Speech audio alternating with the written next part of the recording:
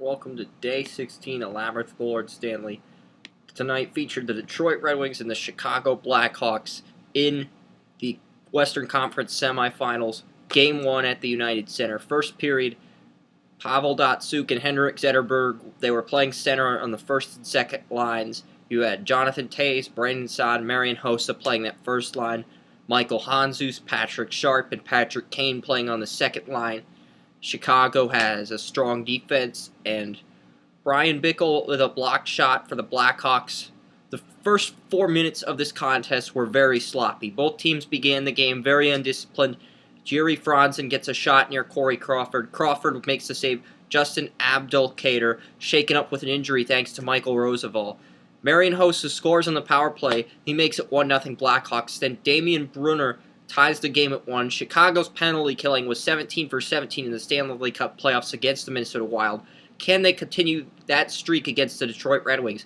Blackhawks were 2 for 2 penalty killing against the Red Wings in the first period. Red Wings 7 shots on goal to 6 in the first period. Chicago with 8 blocked shots. Great job by both teams in the first period.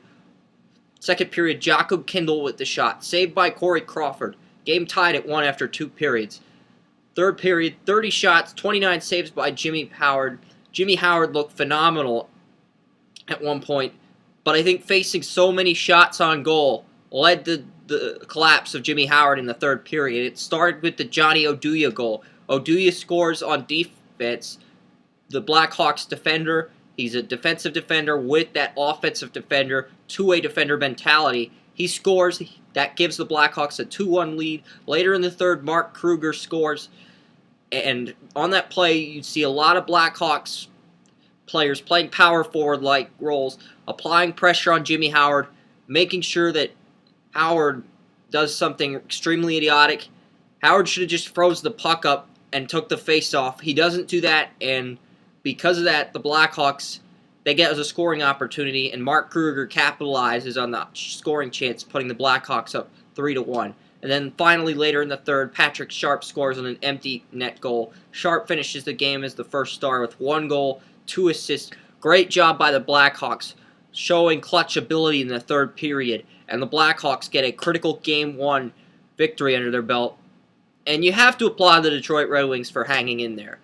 The fact that they kept this game 1-1, even though Jimmy Howard faced 30 shots on goal, is impressive. But Chicago Blackhawks are simply too much to handle right now. Arguably outside of the Kings or maybe the Penguins, they're the best team in the NHL right now.